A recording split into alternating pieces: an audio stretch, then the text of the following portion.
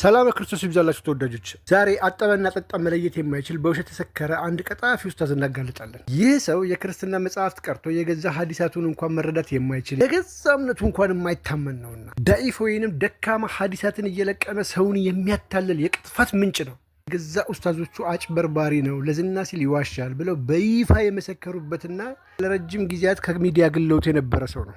ማስረጃ نزل الله يسأل ليش ضعيف حديث انت بتتكلم مسكر ماسرجة لك عمران ضعيف حديث يتكلم على امت على صحيح ماسرجة حديث وهيد يا 13 عمت ليج عثمان يا 13 عمت ليج وانا ضعيف حديث ما تتكلم عندي داقي እንደሰማችሁት ነው። ለክሳ መጽሐፍ ያልታመነ ሰው ለኛ መጽሐፍ ይታመናል ብላችሁ ታስባላችሁ? አይናችን የምናየውን ጆሮአችን የምንሰማውን ነገር ቪዲዮ የተቀረጸን ነገር እንዴት እንደሚዋሽ ተመልከቱ። እግር ማጠብ የመድኃኒዓለም ትልቁ ስራ ስለሆነ አውዙ ቢላህ። እውነት ትልቁ የአምላካችሁ ስራ የሰው እግር እጣቢ መጠጣት ነበር?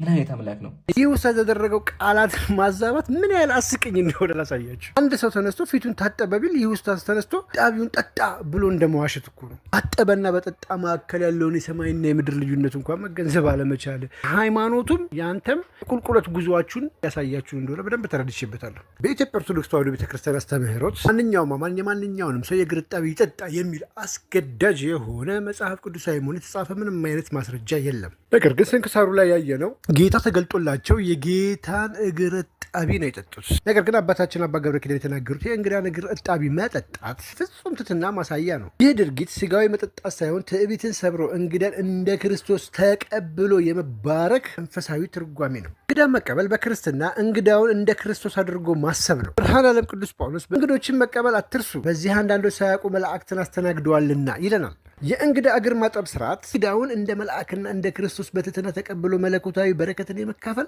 ታላቅ ሚስጥር ነው። ተቀልሎ አባታችን አባ ገብረ ኪዳን የመድኃኒዓለም ትልቁ ስራ እግር ማጠብ ነው ሲሉ ጌታ ለይሁዳ ሳይቀር ዝቅ ብሎ እግር ማጠቡን ለመመስከር ነው። ትሕትና የሌለው ቸርነት ሁሉ በፈጣሪ ፊት ከንቱ ነው። በማቴዎስ ወንጌል 11:29 ጌታችን እኔ ትሑት ነኝና እናንተም ትሑታን ሁኑ ብሎ እንዳስተማረን በመንፈሳዊ ሕይወታቸው ለበቁና እጅግ ለላቁ ሰዎች የእንግዳ እግር እጣቢ በረከት እንጂ ቆሻሻ አይደለም። ያንም በረከት በቤት መርጨት የበረከት መሳተፍ ጥልቅ ፍቅር ነው። ይገርማል።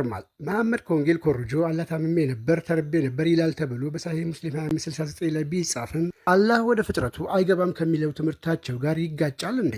ወደ ፍጥረቱ የማይገባ ከሆነ እንዴት ታመመ? ወይስ አላህ በችግረኛ አምሳል ተርቦ ተጠምቶ ታሞ ወደ ቤታችሁ ይመጣል? የሚገርመው ነገር ግን የጠላቱን እግር የሚያጥበውን ጌታን ግማታም እያሉ የሚሳለቁ አፎች አምላካቸው በጀሃነም በእግሩ እንደሚረግጣቸው ቡኻሪ 48:48 እያወቁ ለመናገር መዳፈራቸው ነው። እውነተኛው ግማታም ማን ነው? በትሕትና እግር ማጠብ ወይንስ በአምላክ እግር መረገጥ? ክፍል 2 ይጠብቁን። ሰላም ክርስቶስ ከኔም ከእናንተም ጋር ይሁን።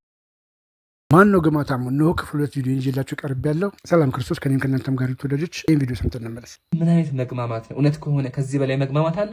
ቁርአን ሱረቱል አልሐጅ 15:26 ላይ አላህ ሰውን የፈጠረው ከገማ ከጥቁር ጭቃ እንደሆነ ተጽፏል። በሱረቱል ሷድ 38:75 ላይ ደግሞ ይህንኑ የገማ ጭቃ አላህ በሁለት እጆቹ አብክቶ አደም እንደፈጠረው ይናገራል። አሁን እዚህ ጋር ጥያቄ፣ አላህ የገማን ጭቃ በእጆቹ ሲያቦካ እጆቹ አልቆሸሹም? አልገሙም? አላህ እጁን ስለመታጠቡ በቁርአንም ሆነ በሐዲስ ምንም አይነት ማስረጃ የለም። ይልቁንስ በሐዲስ ሳሂህ ሙስሊም 26:11 ላይ አላህ ያንን ጭቃ ካቦካ በኋላ ለረጅም ጊዜያት አንዳንዶቹ እስከ 40 ዓመት የሚሉ አሉ እንዳስቀመጡ ይናገራል። አላህ በገዛ እጁ ያቦካው ጭቃ የገማ ከሆነ በቋንቋና በሎጂክ ህግ መሰረት የገማ ነገር የነካ እጅ ይገማል። ስለዚህ አላህ ተግማምቷል። አምላክ ቅዱስና ንጹህ ከሆነ እንዴት የሚገማና የሚቆረፍር ሽታ ያለው ጭቃ በእጁ ይነካል? በክፍል 1 ቪዲዮ ላይ በሙስሊም ኡስታዞች ምን አይነት መግማማት ነው ተብሎ በክርስትና ላይ የተነሳው ጥያቄ መልስ በመስጠት ጀምሬው ነበር። በክፍል 2 ደግሞ ማን ይሆን ግማታሙ በሚል አላህ የገማ የተገማማ ጭቃ በእጁ መንካቱን አቅርቤ ጥያቄ ጠይቄ ነበረ። እነሆ አሁን ደግሞ በክፍል 3 ቪዲዮ ላይ ማን ይሆን ግማታሙ በሚል እንድጠይቅ ተገድጃለሁ። ምክንያቱም በእስልምና ውስጥ ብዙ ግማታም ነገሮች ስላሉ በክፍል እንድሰራበት ስለተገደድኩኝ። ሰላም ክርስቶስ ከኔም ከእናንተም ጋር ይሁን። ይህን ቪዲዮ ሰምተን እንመለስ። ቄሶቹም መምህሮቹም እጣቢ ይጠጡ ነበርና፣ ግን ምን አይነት መግማማት ነው? እውነት ከሆነ ከዚህ በላይ መግማማት አለ?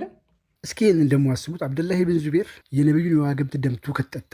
ነቢዩም ይህንን ሲሰማ የገሃነመ እሳት አይነካህም ብሎ መለሰለት። ይህ ዘገባ በሊቃውንቱ ሰሒህ ወይንም ትክክል ተብለዋል። የሰው ልጅ በተፈጥሮ በራሱ በተሰጠው መረዳትም ሆነ በሳይንስ የሰው ልጅ ደም በባክቴሪያና በቫይረስ የተሞላ ለሰው ልጅ መጠጥነት የማይሆን ቆሻሻ ነገር እንደሆነ ይታወቃል። በአንድ ወቅት ደግሞ የመሐመድ አገልጋይ ባሪያው በማወቅም ሆነ ባለማወቅ የመሐመድን ሽንት አንስታ ግጥም አድርጋ ጠጣችው። መሐመድ ስለዚህ ድርጊት ሲሰማ ለጤና ይሁንልሽ የገሃነመ እሳት አይነካሽም ብሎ መረቃት እንጂ አልተቆጣትም። ቆይ ግን ሽንት ከሰውነት የሚወጣ መርዛማ ቆሻሻ መሆኑን እያወቅን እንዴት ለጤና ይሆናል ተብሎ ይታዘዛል? ይህ መለኮታዊ ራዕይ ነው ወይስ የግለሰብ ግማታም ተግባር? ምክንያቱም እንዴት የዓለማት ጌታ የመሐመድን ሽንትና ትውከት ከገሃነመ እሳት ለመዳን ጠጡ ይላል? እኔ ይህ ከመግማማትም በላይ ሆኖብኛል። እናንተ በኮሜንት መልስ ስጡበት። ጥያቄን ግን መልሱልኝ። ሰላም ክርስቶስ ከኔ ከእናንተም ጋር ይሁን። ሰላም ክርስቶስ ይብዛላችሁ ተወዳጆች። እነሆ ክፍል 4 ይዤላችሁ መጥቻለሁ። ማን ይሁን ግማታሙ? እስኪ ይህን ቪዲዮ ሰምተን እንመለስ። በጣም ብዙ ነገር መማር ይቀራችኋል። ስለ ንጽህና ማስተማር አለብን ማለት ነው። ግን ምን አይነት መግማማት ነው? እውነት ከሆነ ከዚህ በላይ መግማማት አለ? በሱረቱል አሕዛብ 33:21 አምላክ ለሰው ልጅ አርአያ አድርጌ ልኬዋለሁ የሚለው ሰው ንጽህናው በዛሬ ዘመን ቀርቶ በዛ ዘመን ለነበሩ ሰሃባዎቹ እንኳን ጸያፊ ነበር ተብሎ ቢነገራችሁ ምን ትላላችሁ? ዛሬ በሃይማኖት ስም የተሸሸገውን ግማታም ታሪክ እናጋልጣለን። ሳሂህ ቡኻሪ 155 ላይ ከመጸዳጃ ቤት ወጥቶ በውሃ መታጠብ እየተቻለ በድንጋይ ጠርጎ ሳይታጠብ ምግብ ሊበላ ሲል ታጠብ ተብሎ ሲመከር ለመስገድ ነው እንደ የምታጠበው ብሎ የጠየቀ፣ ሽንትና እዳሪ በነካ እጅ ሳይታጠቡ ምግብ መብላት ቅድስና ነው ወይስ መግማማት? በድንጋይ እዳሪውን ጠርጎ ሳይታጠብ ምግብ የሚበላ ሰው ለሰው ልጆች የንጽህና ተምሳሌት ይሆናል። ወደ ሱናን አቢ ዳውድ 67 ስንሄድ ደግሞ የሞቱ ውሾች፣ የሴቶች የወር አበባ ጨርቅና የሰው እዳሪ የሚጣልበት ዌሎፍ ቡዳ በመጣ ውሃ መሐመድ ውዱ ሲያደርግ ሲታጠብ ሲግሞጠመጥ ሰሃባዎቹ እንኳን ጨንቋቸው ይህ እኮ የገማና የቆሸሸ ውሃ ነው። ሞተ ውሻና እዳሪ የሴቶች ፔሬድ ጨርቅ በተጣለበት ውሃ መታጠብ የመለኮት ጥበብ ሳይሆን የንጽህና ድህነት ነው። በሱረቱል አናጅም 53:3 ላይ አላህ ከራሱ ፈቃድ አይናገርም ይላል። ታዲያ ይህ ሁሉ መግማማት ከአምላክ የታዘዘ ነው ወይ? ሰሃባዎቹ እንኳን ስህተት መሆኑን እያዩ ከአምላክ ነው ብለው በዝምታ የዋጡት ግፍ ነው? እስኪ ንገረው። በድንጋይ ጠርጎ ሳይታጠብ ምግብ የሚበላ ሰው ራእያ የምታደርጉት ህሊናችሁ አይዋሽ። ይህ መለኮታዊ ንጽህና ሳይሆን የግማት የመግማማት ጥርቅም ነው። ራእያችሁ ይህ ከሆነ መግማታችሁ አይገርምም? እስኪ መልሱልኝ። እናንተ ኮንሰፕት ፈጣሪ ልዩነት አለን። እኛ አፍንጫ፣ አይን፣ ጆሮ የሚባል አለው ብለን አናምንም። ይህ ዲያቆን ከኦርቶዶክስ የወጣ መናፍቅ መሆኑ በገዛ መጽሐፍቱና በገዛ ሊቃውንቶቹ ተጋለጠ። የዋህብያ ኡስታዞች ጥያቄ ጨርሰዋል፣ ግራ ገብቷቸዋል። ደጋግሞ አንድ ጥያቄ 1000 ዓመት ይጠይቁናል። ሃይማኖታቸው የቀና 318 ሊቃውንት አባቶቻችን እንደተናገሩት ለእግዚአብሔር አይኖችና ጆሮዎች፣ እጆችና እግሮች፣ ሌሎችም የቀሩት አካላት እንዳሉት እናምናለን። እነማን? 318ቱ ሊቃውንት አባቶች እንደተናገሩት። የቤት ውስጥ በጣም በርካታ ቪዲዮች ሰርቻለሁ፣ ጥያቄ አቅርቤያለሁ፣ ግን እየተመለሰ አይደለም። መልስ ሰጥቻለሁ። እኔ ውስጥ ሜንሽን አድርጓቸው እግዚአብሔር ፊዚካል ቦዲ ይጃለሁ ብሎ ያምን ክርስቲያን የለም። ሁላችንም ያመጣው የምናውቀው ነው። ለምሳሌ እግዚአብሔር ጋሻ ነው ይላል መጽሐፍ ቅዱስ። ጋሻ ነው ስትል ጦር ጋሻ ነው ልትለን ነው? ስለዚህ በዚህ ሸውዱት ምንም ነገር የለም። ይልቅ እነዚህን ጥያቄዎች እባካችሁ መልሱልን። አላህ በአካሉ ስንት ነው? እስኪ የአላህን አካሎች ላስቆጥራችሁ። አንደኛ ቁርአን 55:27 ፊት አለው። ሁለተኛ ቁርአን 38:75 ሁለት እጆች አሉት። ሶስተኛ ቡሃሪ 74:17 5 ጣቶች አሉት። አራተኛ ቁርአን 54:14 አይኖች አሉት። አምስተኛ ቡሃሪ 49:19 ባት አለው። ስድስተኛ ቡሃሪ 48:48 ፊዚካል እግር አለው። ሰባተኛ ቁርአን 39:56 ጎን አለው። ስምንተኛ ሙስናድ አህመድ መዳፍ አለው። 9ኛ ክንድ አለው። 10ኛ ትከሻ አለው። 11ኛ ጀርባ አለው። 12ኛ አውራ ጣት አለው። 13ኛ ሳቅ ወይ ደግሞ ድምፅ አለው። 14ኛ ቁመትና መልክ አለው። 60 ክንድ ነው ይላል ቡሃሪ 62:27።